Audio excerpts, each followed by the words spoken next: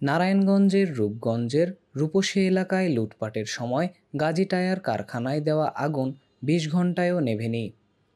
গতকাল রোববার রাত ৯টায় লাগা আগুন আজ সোমবার সন্ধ্যা পর্যন্ত জ্বলতে দেখা গিয়েছে। রোববার দুপুরে কারখানাটিতে শুরু হওয়া লুটপাট গতকাল বিকেল ৫টা পর্যন্ত পুরোপুরি থামেনি। ফায়ার সার্ভিস অ্যান্ড সিভিল ডিফেন্সের পরিচালক লেফটেন্যান্ট কর্নেল রেজাউল করিম বলেন, কারখানাটির একটি ৬তলা ভবনে এখনও আগুন জ্বলছে।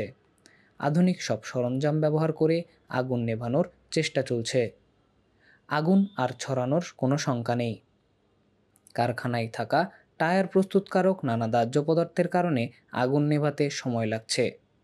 আগুন পুরোপুরি নেভানোর পর কারখানার ভেতরে নিখোঁজ ব্যক্তিদের সন্ধান করা হবে। এদিকে সোমবার বিকেলেও কারখানার আশেপাশে গাজী টায়ার সহ বিভিন্ন স্থাপনায় দুর্বৃত্তদের লুটপাট করতে দেখা গিয়েছে। প্রায় ৪৫ একর জমির ওপর স্থাপিত কারখানাটির সামনে পুলিশ, সেনাবাহিনী ও শিক্ষার্থীদের অবস্থানের কারণে কারখানার মূল অংশে লুটপাট হচ্ছে না। তবে সুবিশাল এই কারখানার চারপাশের বিভিন্ন অরক্ষিত অংশে লুটপাট চলছে।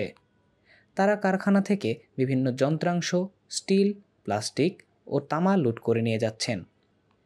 লুটপাটের বিষয়ে কথা বলতে গেলে কেউ কেউ এড়িয়ে গেছেন, কেউ বা ক্ষেপে উঠেছেন। তবে অন্তত ৩ জন লুটপাটকারী জানিয়েছেন ৫ আগস্টের পর থেকে এলাকার লোকজন যে যার মতো লুটপাট করছেন। লোকজনের দেখাদেখি তারাও লুটপাটে অংশ নিয়েছেন।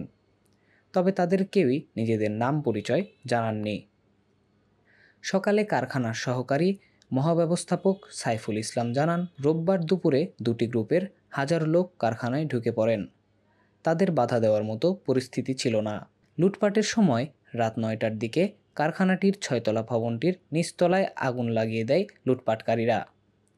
দুপুরে লুটপাট শুরু হলে পুলিশসহ একাধিক আইনশৃঙ্খলা রক্ষাকারী বাহিনীকে বিষয়টি জানানো হলেও কেউ এগিয়ে আসেনি বলে অভিযোগ করেন তিনি। তবে পুলিশের পক্ষ থেকে এ অভিযোগ অস্বীকার করা হয়েছে।